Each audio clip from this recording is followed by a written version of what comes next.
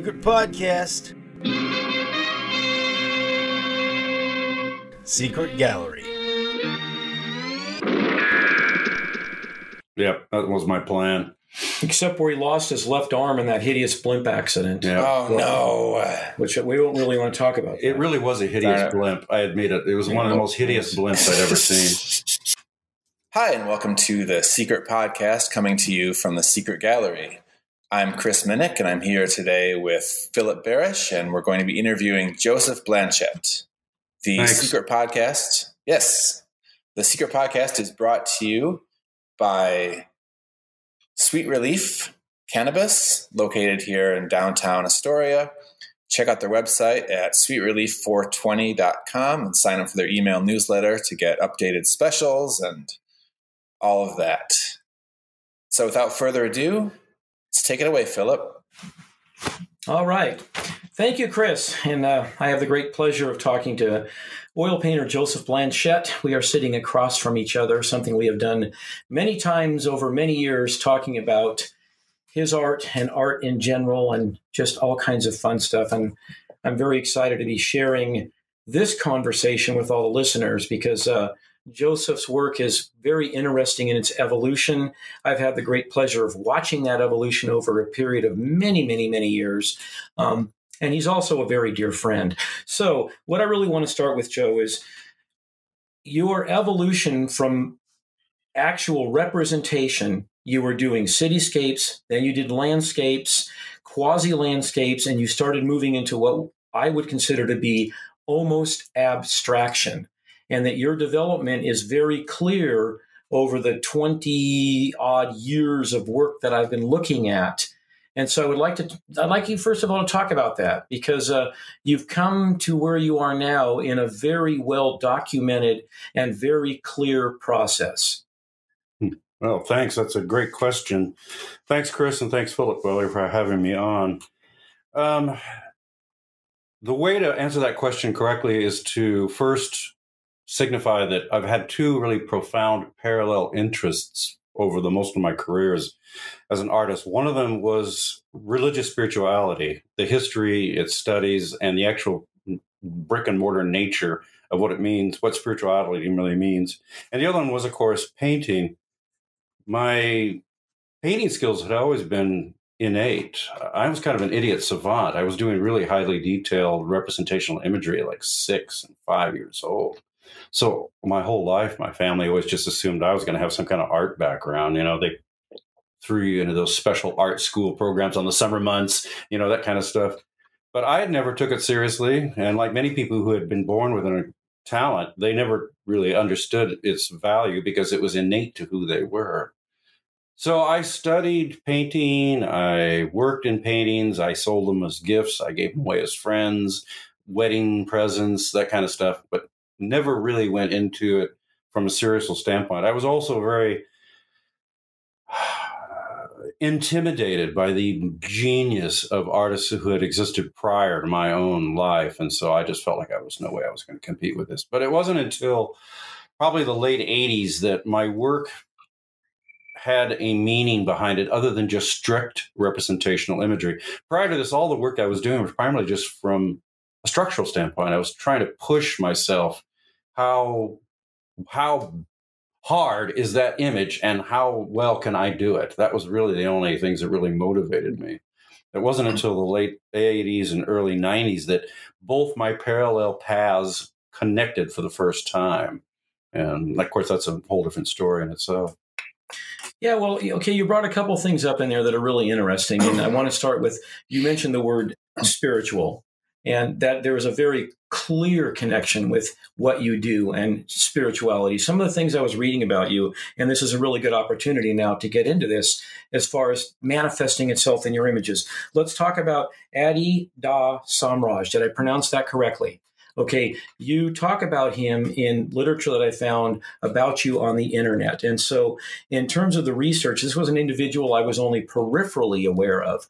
In terms of researching, a couple of things that popped up about how I have been responding to your work over the years. We'll start with the idea, first of all, of divine emergence, what was often called the bright, Right. and the idea that spiritual enlightenment can be obtained through, in your case, the making of art, but in other ways. Now, something that really struck me about this, and I want you to talk about it, is that one of the cornerstones of this particular spiritual idea is that anxiety attacks result in spiritual awakenings.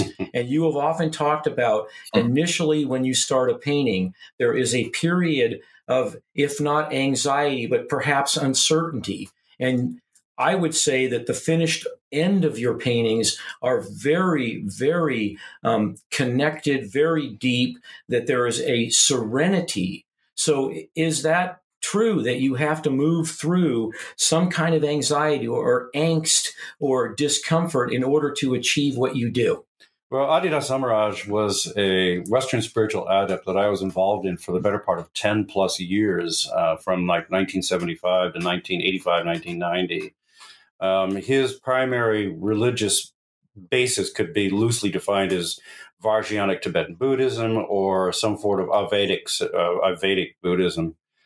So it was through my work with him that the idea that my painting could actually have content besides just being strict representationalism came to me by accident. And that was the realization that by obscuring primary and secondary light sources using foreground elements innately creates a sense of mystery in the viewer. And mystery is the primary emotive content of all religious experience. Awe, A-W-E.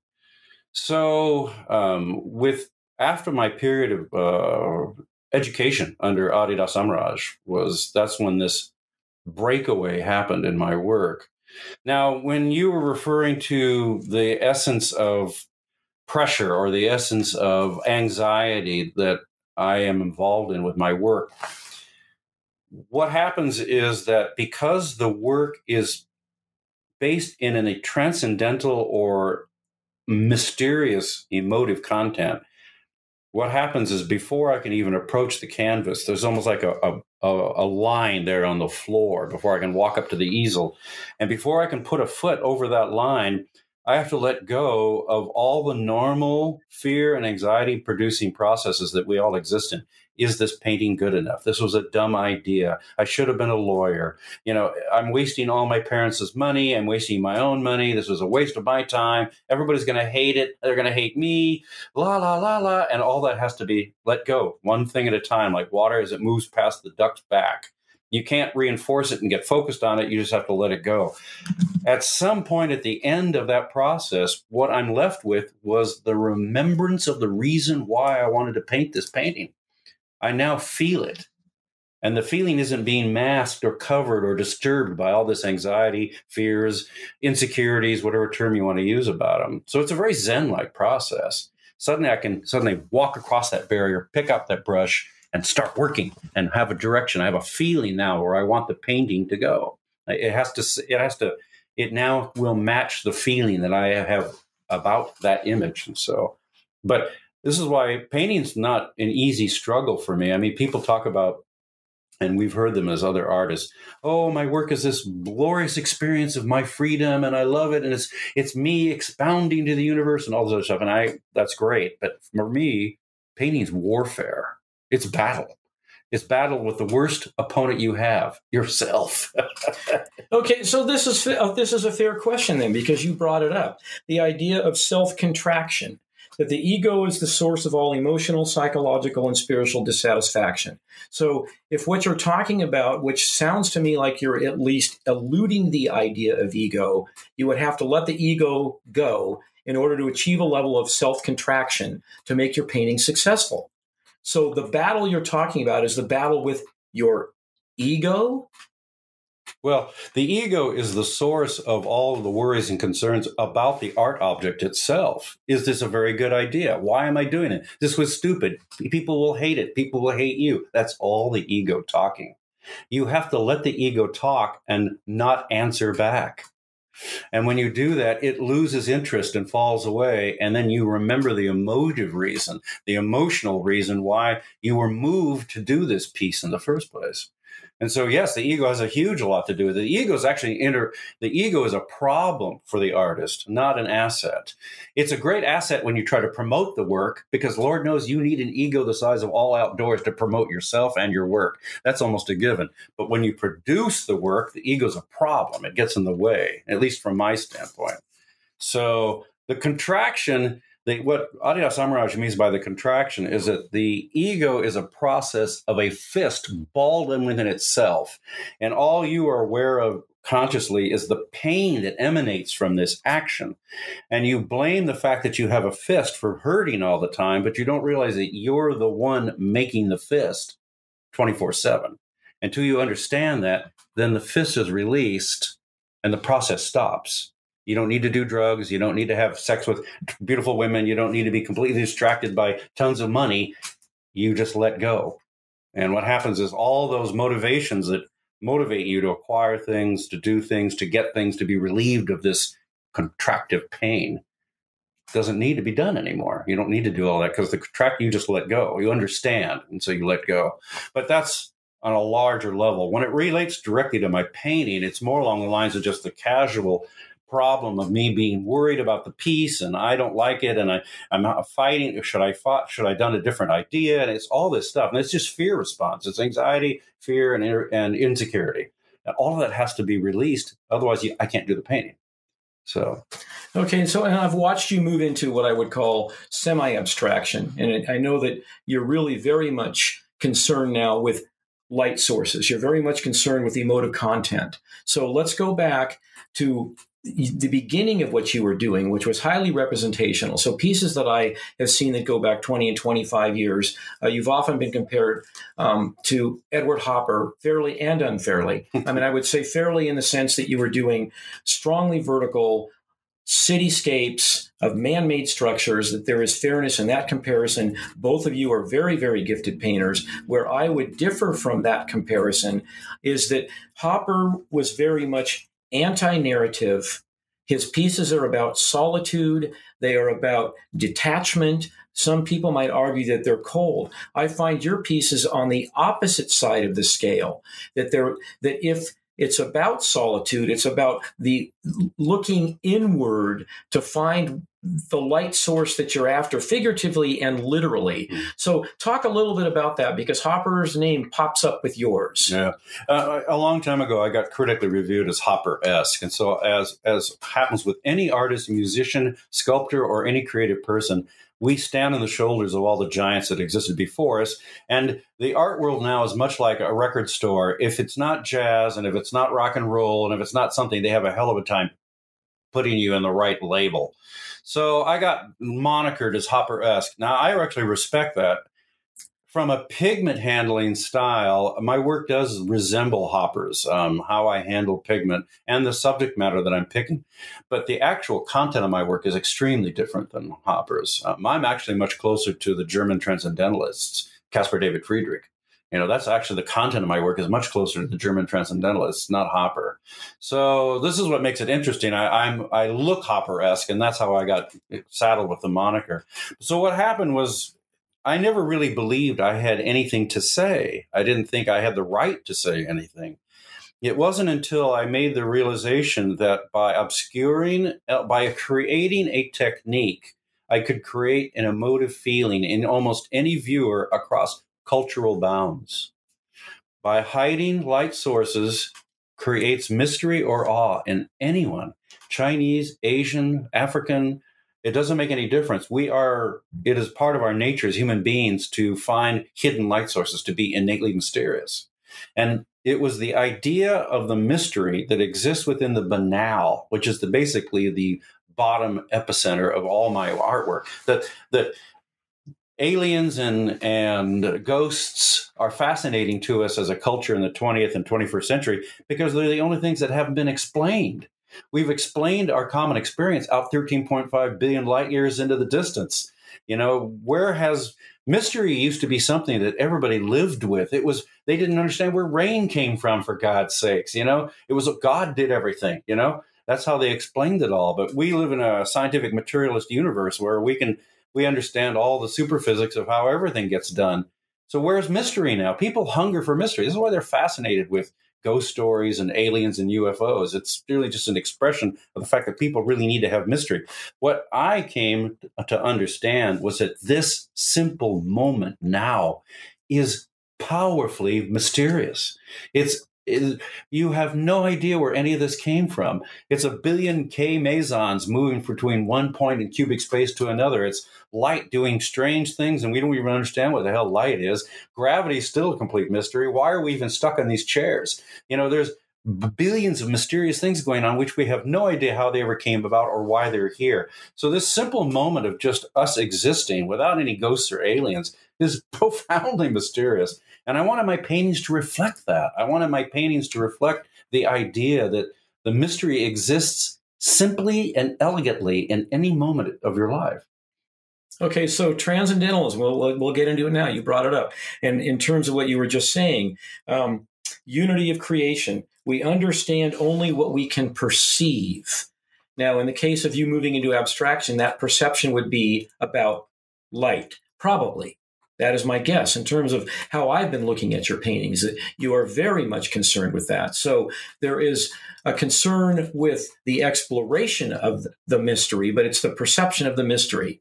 So we'll start with that. And then the next thing I want to add, and then I really want you to talk about it, is that so to reach beyond what can be expressed in words or understood only in logic, that you're deviating from that idea that the human condition can be characterized in things we understand in logic, and the things that outlie that is very much what you seem to be moving towards. So speak to that. Sure. Well, the idea that what can be seen and understood by logic is mystery is actually ever present in all moments of experience. The fact that we take things for granted and believe in them to be this or that and based on logic or science is the illusion. That's the illusion. The reality is everything's incredibly and insanely mysterious. So I wanted to accentuate this dichotomy. I wanted to communicate to people that the simple moment of viewing a scene, even a typical urban scene, an urban nocturne, is profoundly deep with raw beauty, mystery, and amazing content, that people just take for granted. They say, oh, that's a building, or oh, that's the sky, or oh, that's the earth, and oh, I'm here, and there's another me talking to some other me. I mean, there's another human there. We assume at the level of logic that, yes, there's space between us, and that this person's not me, and that this surface is acting as a support for other things I own. I mean, these are all just ordinary, assumed logical constructs, but that perception is an illusion. The reality is we don't know what any of that actually is. You have no idea who you are. You ever worked in a mirror one day and not understand why you have that face? Why were you in you and not someone else? I mean, this is the mystery of this moment is not holdable. You can't hold it all the time because it's too tough. It's too hard. People can't take it. Now, the German transcendentalists believed in their period, which would be in the late 1700s, that they thought art had moved away from its true nature, and they felt it was spiritual. They felt art's real job was to be a spiritual wisdom teaching tool. And so they wanted to create work that enlivened people to the sense of mystery, the sense of the mysterious, to spirituality. And so this is what they were all about. And so I resonate with them because that's been the essence of my work ever since the late 80s and early 90s, has been communicating a simple fact of transcendentalism. Okay, yeah. So, and another thing I'll point out too then, follow truth as one sees, even when contrary to the establishment, A, and B, follow intuition. Remain faithful to your personal vision in order to achieve your own morality. Right. So when you're taking that path, then the idea of commerce or the idea of, let's just say, financial reward or gain can only be secondary to the philosophy of having to follow that intuitive vision. So how do you reconcile that with wanting to sell? Or do you even think about reconciling that? Well, it's a good question, and I don't need to reconcile it. I consider them to be completely different operative processes. I paint what you see before you and what you've seen before you based on my work because it gives me personal pleasure to do so. That's the sole reason these objects exist as art objects. I love painting them. If I was a collector, I would collect my work on my walls because that's the kind of stuff I want to paint. I want to paint the stuff that I would collect. Now, the other question is, can I make money doing this? Because why not? Why shouldn't I be able to make money doing what I love doing? And those are completely different operative processes. One of them is for me to do the best possible work I can do that makes me happy. I'm going to do that anyway, whether one painting sells or they all sell. That's inconsequential. The next part of that is, can I sell them? And if I can, how much can I get for them? That's a completely different issue and a completely different operative process. One has nothing to do with the other. So I don't give them any real thought to them at all. Okay, so now let's talk a little bit about your background. And this is also a really good opportunity to talk about you having created what is called the Art Hub. So let's talk about, first of all, Carlos Villa. Carlos Villa, the multimedia projects action painter, that he was one of your instructors at the San Francisco Art Institute. I believe that his influence on you is not about how you developed as an artist. It's about how you developed your understanding of communicating art to a larger audience, and specifically the Art Hub. So first of all, talk a little bit about the Art Hub, and then correct me if I'm wrong, but I think that's Carlos Villa is a massive influence in your social networking, platforming of getting art out before a larger audience. Am I correct on that? No, you're pretty much on the money. I mean, Carlos Villa was an abstract expressionist painter that came out of the post-war period and was in the New York school, and had actually been part of a whole group of New York artists that was making substantial name for themselves. But Carlos refused or actually was appalled by or rejected, whatever term you want to use, about the commercialism that was involved in the growing abstract expressionism process within the Manhattan area. He wanted to explore his work solely for exploring the work. So him and several other artists of that period basically bailed and came to San Francisco, which people forget in those days was basically a cheap blue-collar working man's town where rents were inexpensive. So that's why it was such a great draw for artists, poets, writers, and musicians. So he was part of that ilk that came out of that post-war period. As he continued in his work, he eventually got a job teaching at the San Francisco Art Institute, but he became what's known as part of the Action Art School. He believed in creating installations or moving objects or art that involved the subject of movement and time, because they were to express social concerns, which being he was Filipino, and I don't know if you know anything about the American Filipino history in this country. It was not particularly pleasant. And he understood this and wanted to express this from a social standpoint, but he imbued in me the understanding that art is not a process of a guy or a woman by themselves in a garage stacking objects up against a wall until they die. Art is a social phenomena of communication. The object is an intermediary between me and you, the viewer. Without the process of the viewer and the artist, there is no art. It's just a bunch of junk stacking up someplace that nobody ever sees. So he instilled in me the importance of social aspect, that my art has a social impact, whether I want it to or not. If I bring it out there and people see it, they are going to be affected by it, regardless of what my intent really was. And he says there's always a social element to your work as an artist. All artists have a social element to their work, whether they admit it or not. And so he made me aware of this. When I came to Portland around 2000, 2005, I saw Portland as a classic example of the potential for a true historic scene. In other words, it had a high density of artists per capita, a lot of available studio spaces, not a lot of money. So a lot of people were trading work back and forth amongst each other. And I thought to myself, arms need to be reached around all of this and looped in and intercommunicated. For example, and I won't berate this too often, but as you probably remember, at one time or another, I used to have these kind of whiskey drinking events in my studio. I'd invite a sculptor or a painter or a dancer over, and we'd sit around and knock off a bottle of single malt scotch. And mostly we'd talk about our work and what we're basically working on at the moment and what are involved in. And we would discover to our horror that you just had a show and we didn't know it. Why? Well, why? Your email chain was faulty, or our address was bogus, or something always happened. And we're sitting around figuring it's these vast email chains we used to have to do in the early days to try to communicate each other were a royal pain in the posterior. So my daughter's sitting over on the sofa one day. She's padding around on her laptop. She goes, "Why do guys use Facebook?" We're going, "What book?" "Facebook." "Face what?" And so she taught us that if you opened up a Facebook page and put an event on it, it was like a billboard. Everybody could see it. And we thought, what a great idea. No more email lists have to keep updated. No more web pages. No more maximum number of letters can go out at the same time. None of this garbage.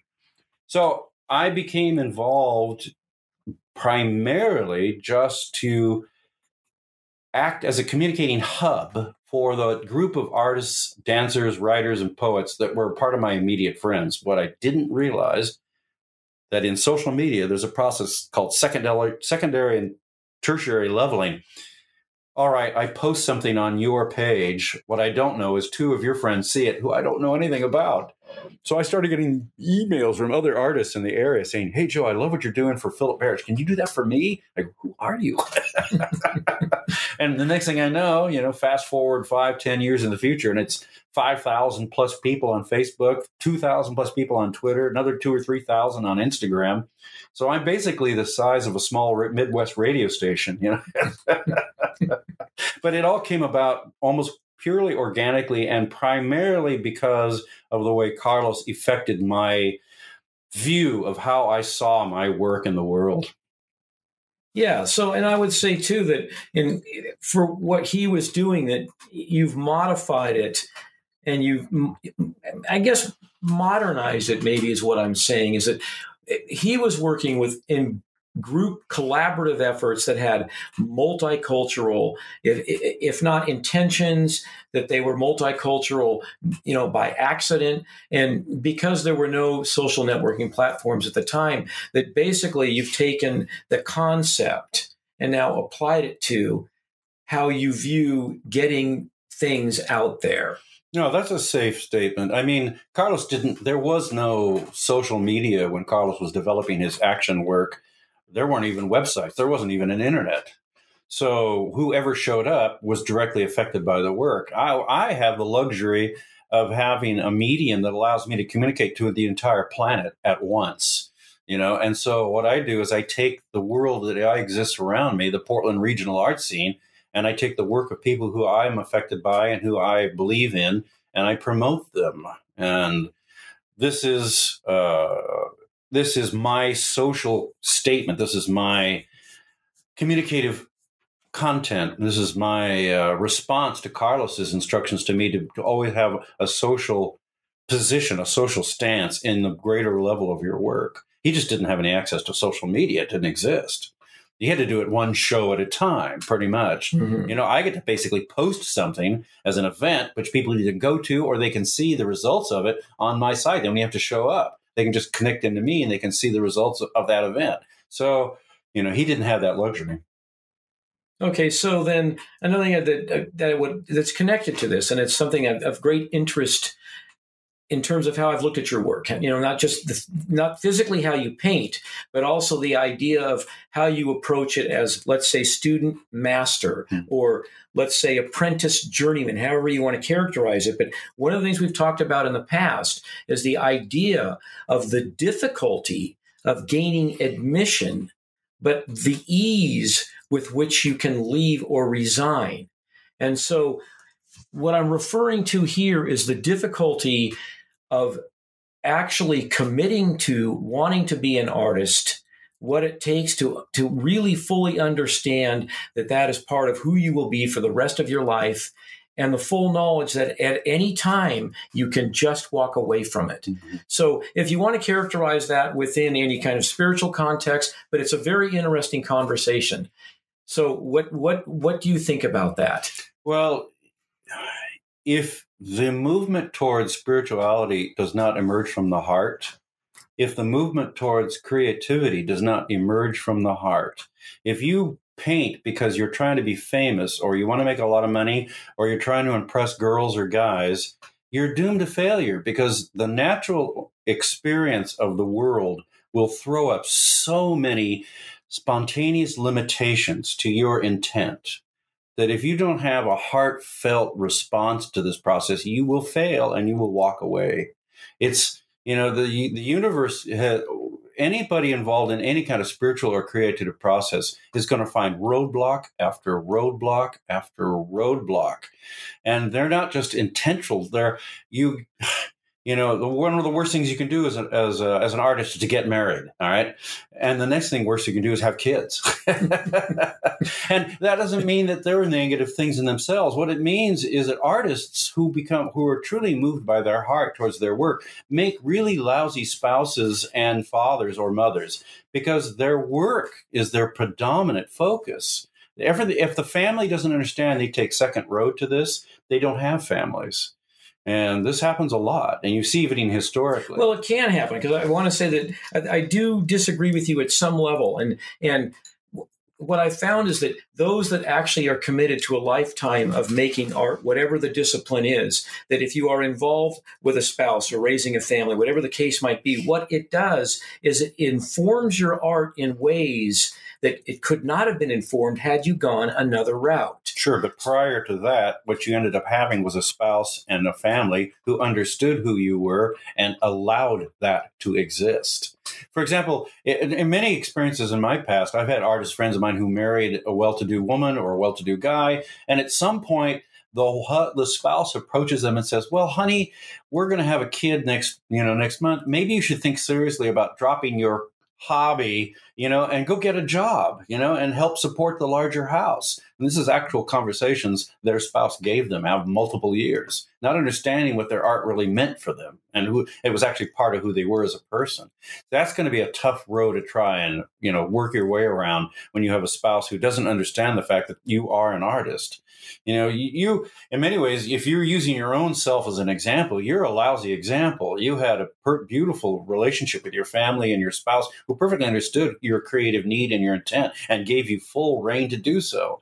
That's not the common routine. But the point is the same. Whether it's a spouse or children or your family or you need a job to survive or something, there's an infinite sea of limitations that get put up in front of the artist to prevent them from doing their work.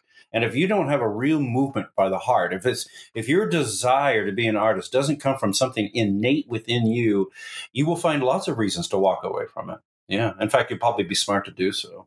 Okay. So then let's use that. Let's take it to its logical extension in terms of how I view your evolution as an artist is that starting with your very early work of cityscapes, and we'll just say, first of all, they're strongly vertical, and the vertical format is very obvious in terms of you're living in a man-made vertical environment. And so these structures are of interest to you and you want to somehow capture and represent them. You're not a super realist, that you never were interested in that, but you want to be very effective at how you convey your vision of those environments.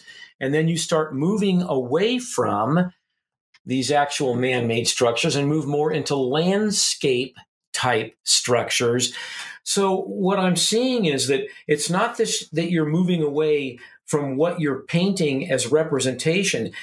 There's an external component to the environments that you are interested in, but it's at the same time paralleled by an internal drive to explore the interior of what you're looking at. And so over the years that I've seen your paintings, that probably to me is the single strongest thing that I respond to is the parallel journey of an externally based representation mode of painting, moving to an internal base of the exploration that still references in some now quasi-abstract way the external world. So speak to that.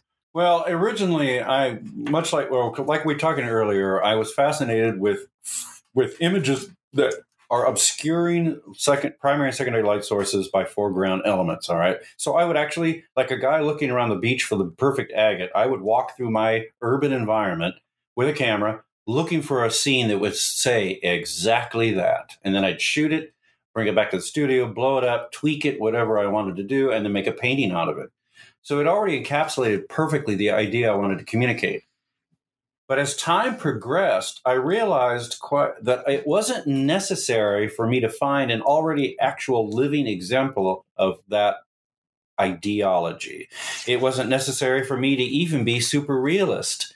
In a lot of ways, I was spending an inordinate amount of time doing filigree work, making sure the fence looks like a fence and, the building light falls on the building's light just perfectly, which is fine. But I didn't need to do all of that to still create the same emotive communication. I could actually deconstruct the image. I could move closer towards a abstractive. And so what I'm doing in the last 7 or 8, 9 years has been slowly but surely exploring the minimal amount of representational imagery I need to still communicate that same emotive content. And what's happened is that as the painting has been reduced, redacted, the elements changed and altered, it starts becoming abstractive almost inherently. Okay, so sorry, I took a second there because I want to think this through. For me, and you're right, I mean, so inherently abstract in terms of your exploration of paint. But another thing that happened is that your earlier work had kind of a stiffness to it. Mm-hmm. And we've talked about this, and I know you agree with that. And I don't mean that they were stiff as in clumsy, that there was a stiffness that you weren't fully understanding what it was you were exploring. I guess it might be characterized as finding your voice. And that's very true. The event that took place within my career, which is the one we alluded to about the late 80s and early 90s, when both my spiritual interest and my ability to paint met. Instead of running parallel, they actually fell over and crossed each other. And that actually created a voice, the ability to actually have a voice. In many ways, my earlier work was just a medium looking for a voice at which I didn't have. So the voice now, the important thing for me and the only really interesting thing for me is creating an image which primarily creates a sense of awe or mystery in the viewer. And I am now walking away from strict representationalism because I realize I don't need to be locked into it to create that emotive content. The content isn't dependent on how expertly the image is painted or how representational it is. It's actually just kind of a waste of time. The emotive content in an artwork doesn't have to be strictly representational. And so I'm experimenting with redacting the amount of representational work and the amount of, I don't need to be dependent on any specific scene or type of scene. Okay, so when I was in your studio, you're working on, and the piece I'm thinking of right now called Night Jazz, because Night Jazz to me is absolutely, utterly epitomizes the Joseph Blanchette of the mature, absolutely confident, has shed his influences in a way that is now recognizable as original. And the thing that is striking about Night Jazz and what I would believe is the direction you're headed, number one, it's a triptych. And we've talked about the fact that it wouldn't matter to you if the triptych stayed together, that any piece could be pulled from the triptych and have a life of its own somewhere else on somebody's wall or whatever. But it was originally conceived as a triptych. So tell me about how it is you're able to identify each one of those images as an individual, put them together collectively, and the comfort of having them be removed at any point. Yeah, Night Jazz was actually a really big honking piece of meat for me to chew. I wanted to really push even farther than I had in an earlier piece. For example, the Mystery on 79th Avenue, for example, where I was pushing away from any really representational imagery to abstract it as much as possible. And at the same time, I wanted to create a triptych so that each individual panel could stand by itself, which is also a really big row to hoe. And I didn't realize how difficult that was going to be. But as I went involved in the work, what happened was I had walked away from so many normal representational forms that suddenly I got lost in process painting. Now, for people who aren't directly familiar with what that means, when you're a representational artist, the image is already done in your head. You're just taking the technical mediums you have and transferring it right onto the surface of that substrate. The painting, for most people who are very technically evolved, it's already done in their head. They're just transferring it out of their head onto the canvas. A process painter has no idea what the finished product's going to be. They take their existing materials, they have a vague feeling, mood, whatever you want to use, in which they're exploring, but it becomes much more of a conversation between the medium, the surface, the canvas, the paper, and the artist. They're talking back and forth to each other about where this thing's finally going to end up. And so I had never been involved in process work before. It was a new ground for me. And I got lost, in the painting was actually starting to do things that I had never originally intended. And this is what happens in process painting. So I had to account for that. Do I involve these things in it, or do I paint them out and force it to do what I want? Force it, ride that horse, force its will, according to what I want. Well, all my prior experiences as an artist told me that when I start ignoring what the painting wants to do and I start trying to whip it into shape, it ends up being a crappy painting. And so I'd learned my lesson a long time ago that I better let the painting do what it wants to do, because it's better for all of us if that happens.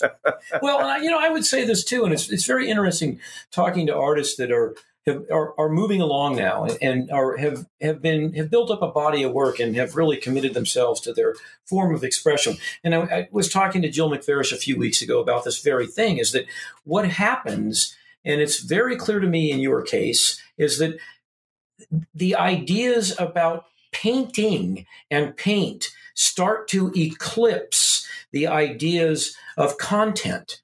And so as that moves forward, it becomes a whole different kind of animal, because now the actual process of painting, the actual manipulation of paint, the ideas contained in the very making of the image are more important than the image. Right. And it results then in a much more interesting relationship on the surface. So what I find myself is drawn to how truly rich and interesting and nuanced your surfaces have become as you've shed the idea of having to represent something. So as you're moving forward now, it seems to me this is what you're now mining. Right. Well, I'm part of that school of artists who believe that if you're going to be an abstract expressionist or an abstractionist or a structural abstractionist, it behooves you to have a formal education in representationalism first. Now, I know that's not a real popular theory at the moment. There's a lot of scholastic backgrounds that don't believe that who believe that the creative process should not be restrained or focused or, corralled in any way. It should be wide open. But I've discovered the best abstractive work I've ever seen came out of artists who actually had a very formal background. These people understood how to paint. I agree. And they arrived at abstraction. It was a journey. That's right. Yes. I do. And I'm old school that way. I really believe that the best abstractive people, the best expressive abstractive people are those who came out of a very formal background. And so for me, I'm covering old ground. I'm taking my representational work and I'm breaking it up.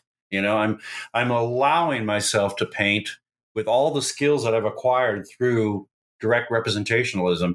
And now me and the pigment can play. I'm loosening up. Basically, I don't need to have everything be so structured. It doesn't, for example, one piece may say something really intimate about the nature of how light works, but I can use something else that does exactly the same thing, but it's much more free and open.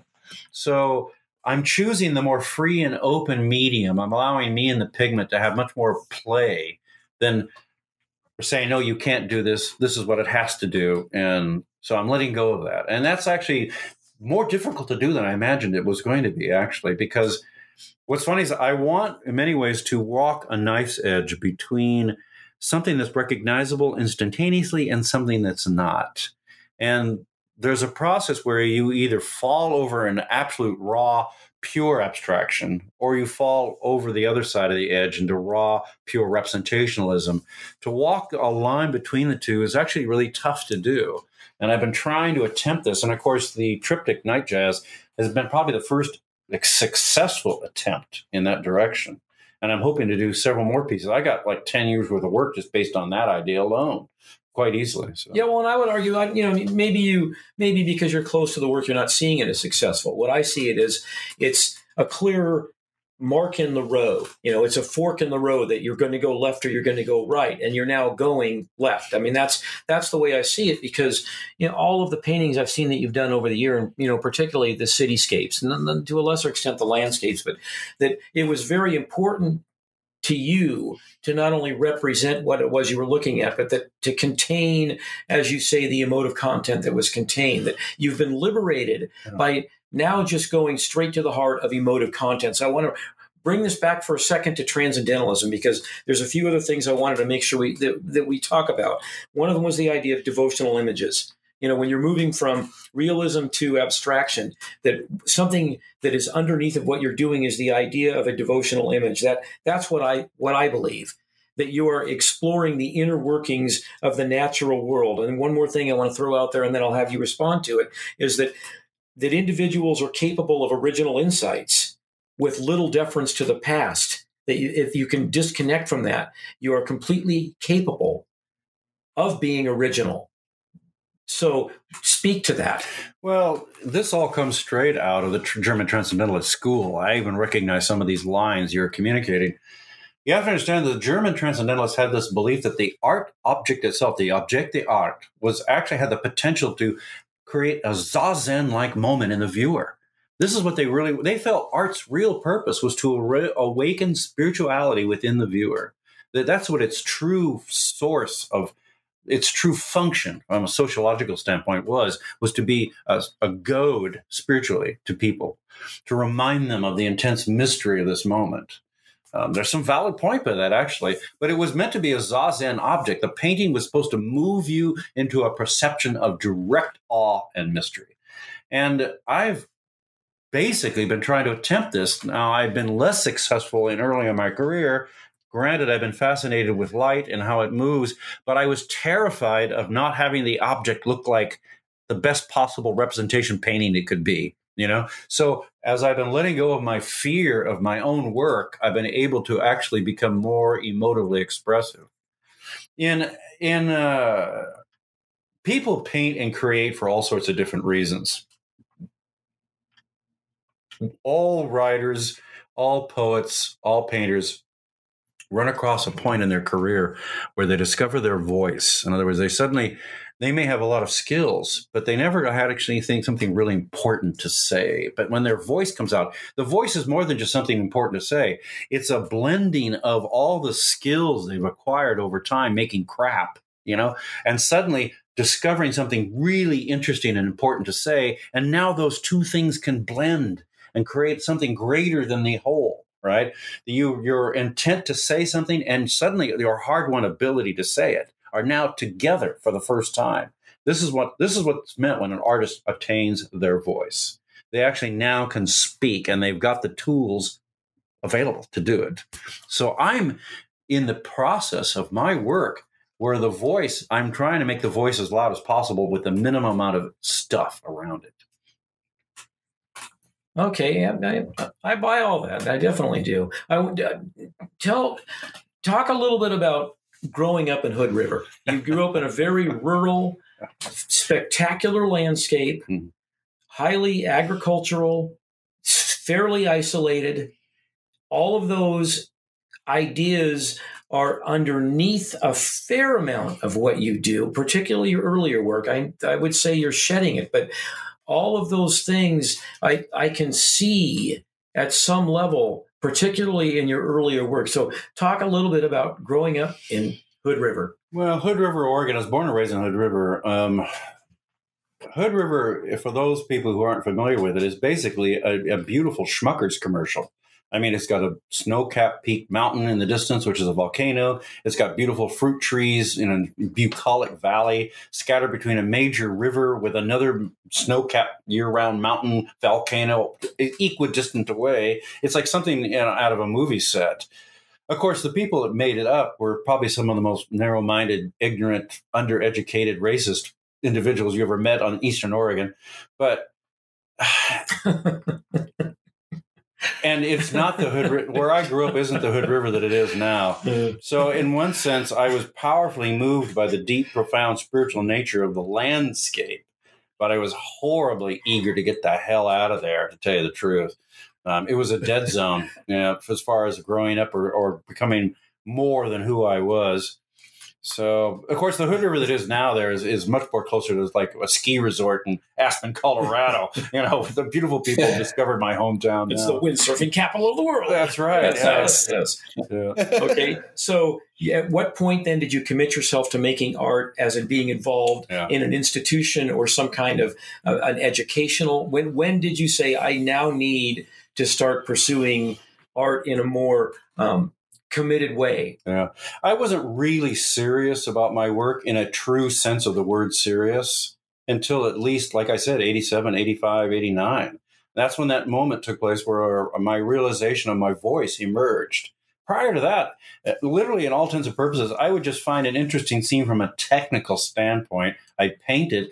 And then by the time the painting was dry, a relative, a niece, a nephew, a family member, an ex-lover, oh, I love this piece. I just give it to them. I wouldn't even sell it to them. I just give it to them to get it off my easel so I'd work on the next one. At some point over the lifetime of my career, I must have 500 or 600 paintings scattered between, British Columbia and San Diego, and I have no idea where they are or whatever happened to them. They're long gone. I never bothered to record them. They're not part of my law. They're just gone. Bob Ross doesn't know where half his paintings are either. Yeah, that's right. They're just gone. We're making Chris laugh here. It's like, so that's my background on Hood River. I mean, it was a bucolic spot. It was really a transcendental environment. I mean, it was you had lava flows, 300-year-old Doug firs, beautiful mountain streams. I mean, it was like something out of a Peter and the Wolf, some phenomena. It was just beautiful piece of land. It was. I just hated growing up there. It was just so narrow. So then you went after the bohemian art lifestyle, which as the years go by, gets more and more romanticized. The reality is that that's a very difficult way to live. I mean, it's great for sure. But so in San Francisco, bohemian lifestyle, before San Francisco became what it is now, where no one can live there for any way, shape, or form. Right. Yeah. I showed up in San Francisco about 1974, 1975. It was still... The beat generation was still not fully gone yet. There was a few old beats still around. Some of the original hippies were still there, but they had moved off into something else. Haight and Ashbury had become basically a dangerous place. The cops walked it in pairs or threes. It was that dangerous. And so, I showed up in San Francisco as it was making the transition out of a blue-collar union working man's town into the dynamo of software, legal law firms and banks that it is today. And so I was kind of there through that whole transition period. And I watched a whole different generation of artists, move. I was part of them to some degree, but not part of them. And I got to meet them and be introduced to them and watch them. For example, Ferenghetti, the poet, used to buy pot from the same guy I bought pot from. So we'd hang out together at this guy's place and talking poetry and arts and stoned to the gills. Cool. It was very cool. Yeah. And he was a relatively old man even when I met him. So, I was like in my 20s and Ferenghetti's, was way in. I think he's 90. He's still alive. Or something. Yeah, I know. And he's got to be. So that was, so, I got to meet all these people. It was part of my growing. And you're right. The bohemian lifestyle always looks more romantic from the outside. Mostly it involves a lot of really bad food and couch surfing. And you freeze your ass off in the winter. Yeah, and you have no money to do anything. Yeah, right. But as time goes on, it gets more and more romanticized. And then you can actually say you did. I lived in a primitive loft. Yes, I did all of that. Yep. So Ferenghetti and I used to buy pot from the same guy. So that's my background. Still his number. We can go visit so him. Your studio now. You're in Studio 221, the Everett's Loft Building in Portland. You've been there for How many years? How many years is it now? Well, it's going to be on close to, so I got there in 2006, so it's going to be 14 years here in August this year.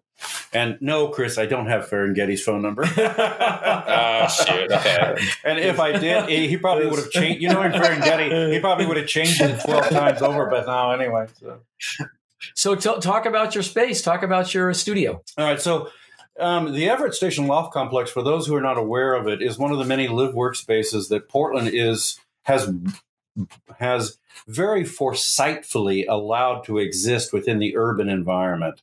It's created by an entity called ArtSpace, and for those who are not aware of it, ArtSpace is a 501c3 whose sole function is to create live space, workspace, and the best of all, live workspaces for artists. The biggest problem I always had as an artist, and this is true for anybody who's listening, is that you create a wonderful studio space in a really crappy part of town. They always tend to be the worst parts of town because they were cheap. But over time, the very nature of the fact that you were there, being an artist, you made the space better, and that made it habitable. And then a coffee shop shows up, and then a restaurant, and the next thing you know, your landlord's pushing you out after you've been there for 10 years because you can't afford the rents anymore. It's the big G, gentrification. Well, and I've been thrown out of so many studios over the course of my career as an artist that I just suddenly realized, I can't afford, the best of all possible worlds is to buy a building and make it your live work space on a permanent basis in a nice part of town, but not everybody has that resources to do this. So the Everett Station Lofts were a 501c3 entity. Their raison was to create a live workspace for artists. So that means that the building will never be sold out from underneath us. No matter how long we will there, they will never just sell it to make a profit. That's not what they're about. In fact, they get donations to maintain these spaces, regardless of whether they're making money from them or not. So I could live the rest of my life there as a working artist, and not to worry about being thrown out, and that was a huge plus. And plus, also, just by the luck of the draw, the Everett Station Loft Complex is located literally at the center core of the Portland scene. So I'm really walking distance from like 7 major galleries, 3 or 4 5-star restaurants, and just about anything else you can imagine. So, well, and also the fact that the bottom floor are actual galleries. Yeah. The bottom floor galleries. So the bottom floor complexes are the ones that are in the highest demand, and they are working artist galleries. In fact, it's written into the lease agreement that you have to show 9 months of the year, or you can't take those spaces. Yeah, I also want to point out to the listeners that part of the business model of the Everett Street Lofts that makes it so remarkable is you have to prove to them you actually are a working artist, because they're not interested in just leasing out a loft. You need to be a working artist. So now you have a building full of committed working artists, which would, by its very nature, lend itself to not just energy, but the possibility of synergy. Yeah, there's HUD laws where you can't exclude people regardless of race, creed, color, religion, or whatever preference you want to invent. That's just the nature of the game. But you can show preference to a particular type of individual by default. For example, because it's the Everett Station Lofts, 99.9% of everybody who approaches are working artists. So it's never really been that big of an issue. Well, probably heard it through another working artist. Exactly. It's you know a guy mouth. who knows a guy. Oh, exactly. Yeah. So it's all been by word of mouth. So it's never really been a problem for them. But much like the Pollock-Krasner grant, you got to show them a minimum of 10 years worth of work. They want to see that. And also there's an interview process where other members and artists within the complex want to sit down and talk to you about who you are, what you're about, what kind of work are you doing, what's your future plans, that kind of stuff. So there is a vetting going on to a certain degree. Yeah. And basically, if you're a little old lady from Troutdale and you've been making jewelry out of plastic pieces and silver, they won't kick you out and they won't say you can't live here, but there are going to be other artists who are going to get preference to that. So, yeah. Mm-hmm. Well, and that all comes back around to the transcendentalism of originality, that individuals are capable of producing that. I mean, social reform, all that stuff is built in or implied to be built into that. Well, it was their view of the future that these spaces need to be for artists who are serious artists, who are involved in the arts at a serious, committed level, and who are creating work that is important. So basically, they wanted to support that. And when times are hard and economics are hard, those are the artists that always get hit the hardest. And so this is something they wanted to create little islands available in the urban scape of America where they could at least have some place where they could call their own and not be worried about getting kicked out all the time. And so that made them unusual in and of itself. Well, and the argument that I'm making, and just I feel that I need to state this very clearly, is that you get into the idea of social reform is then brought about by having artists supported, and in this case, a building full of artists. And that ties itself directly to you in terms of the transcendental nature of your work. It's there. I mean, whether it was intent or not of those who manage and own the building, it is part of the equation, whether you want to recognize it or not. Mm. So I just believe that so strongly. You've got, that's a big building. I mean, it's basically a city block. Well, it's like 3 interconnected complex buildings making to a larger generating complex. An enormous amount of energy. Yeah, there's 32 units in that space, so there's a lot of different artists producing work out of there. Yeah. So talk about what you're working on now. Give me an idea of where you're headed. And all right, so using night jazz as the springboard. For those who haven't seen my work, this is a continuation of my exploration of using pseudo-representational imagery to create an emotive or feeling content based in mystery or awe by obscuring primary and secondary light sources by foreground elements. Except this is This is the largest single panel I've ever done. Most of my work's been on the roughly 150 by 100 centimeters. This is what you were referring earlier to, the verticality of the work.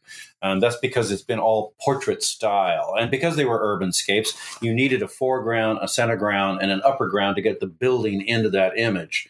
You can't do that in a landscape. And so what's happening is I've created a piece that's probably 120 centimeters by maybe 165 or 175. It's the largest single panel I've ever done. And it's extremely complex in the sense that all the forms that are moving involved in it, it's both pseudo-representational, it's both abstractive, and it's slightly what do you call it when something's, it has a symbolic, it has a sudden, also it is one of the few paintings that I'm doing that has a profound symbolic element to it. And so I've never done all 3 together at the same time. Yeah. And this is a tough row for me. I've been struggling with this piece off and on, and then we've talked about it, and I've talked about it with other people, and is that I will attempt something. Some form of the way artists work is they discover something that really works for them. I call it a hook. And they continue with that hook over and over and over again, reinventing it in many different ways. Shtick sometimes. It can drop into shtick. Right. Yeah. But it's basically a successful hook. And they just want to spend 30 years of their career exploring that hook. Other artists, which are closer to the venue or the form that I do, is that every piece is a brand new, stinking exploration into some direction I haven't tried before. So it's a horrible struggle. How I handle the medium, what is this going to do? How is it going to work in the larger, format of the piece? And so everything is a learning process. And so I'm scraping paint off and repainting it on again. I'm looking at how it works over here, but why didn't it work over there? And so it's slogging, it's paint slogging. But see, there's that anxiety component we were talking about at the beginning of the conversation. I know. That seems to be a very important component that you have to be able to move through that. It's a dance. There's an artistic dance that has to be done by any artist about how much of your own personal crap do you have to let go of to allow the parts that are important to come to the fruition, come from the foreground. And so there's a lot of, and when you're doing something scary that you've never done before, and anything you ever do before is scary, then you're even twice as hesitant. You're twice as, insecure. You're twice as concerned about how the painting is going to come out. It's easy to do, if you create a successful painting, it's really easy to knock about 17 others that look just like it because you're not really doing anything. You're not traipsing on untrod ground. You've already worked out how it works, so you just bam, bam, bang, 3 or 4 more others. And that's fine. But I, as an artist, I get bored. All right. I suffer from boredom really bad. And I can't do the same painting twice. I can't make the same soup twice. And so it's like, my daughter used to love those soups I made, but they were oftentimes just collections of whatever garbage I had lying around the house. She goes, "This is amazing." He says, "Yeah, but don't ask me to make it again because I have no idea what went into it." So my paintings are pretty much the same way. Okay, well, I think we should probably wrap this up. I mean, let listeners know where they're going to look at your work. Well, my work's primarily I've shown through Mark Woolley Galleries, and I've shown at Talisman Gallery when it existed, and I showed through Anka Gallery before they got killed by the 2008 crash. But most of my work's primarily sold through a private broker in the Bay Area, and so if they want to find out who that is, they can contact me through my website. I've got no shows going on at the moment. I don't do a lot of shows in the respective areas because I'm outside what's called the price point. For an unknown artist who isn't already being collected, if you're showing your work at a certain price point, you want to get known, right? So what happens is you show work at $200, $1,000, whatever. But see, my work goes for 7.5, 8.5, and 9.5. And my existing collector base in the Bay Area buys my work at that level. I can't undercut them or my broker's going to come down here with a knife and slash my throat. So, I have to sell work at that valuations, but I have no venue here to sell at those valuations. And those venues don't have buyers who buy at that valuation. So it's been a tough slog to haul here. I've been looking into basically expanding into the Seattle and the British Columbian markets because I know people up there, but I got to make more connections. I know I shouldn't laugh. Anyway, it's been a great pleasure chatting with you. Yeah, Thank you. Yeah, Chris, you got anything to say before we go? Joe, what's your website address? Where can people go online to see your website work? address is easy to find. Just go into Google and type in Joseph C. Blanchette, and all my social media stuff will pop up automatically. Excellent. If they want to follow the Art Hub and see what's going on with the Art Hub, they can do the same on Facebook, and Twitter. It'll also bring up my main gallery site as well for my work. Excellent. Well, this has been really interesting, and your enthusiasm and your ideas are just kind of infectious. And I love, the chemistry between you and Philip is amazing as well. Great. Well, it's been a fun. Yeah, totally. Thank you so much for talking to us. Well, thank you for inviting me. As always, Chris, thank you, man. It's so much fun. I didn't go south on this one. I tried to drag Joe south, but he dug his heels in it. He didn't go down that road. Good work, Philip. Yeah, good work, Philip. Thank you guys so much. Thank you very much. I'll talk to you soon. All right. All right. Bye.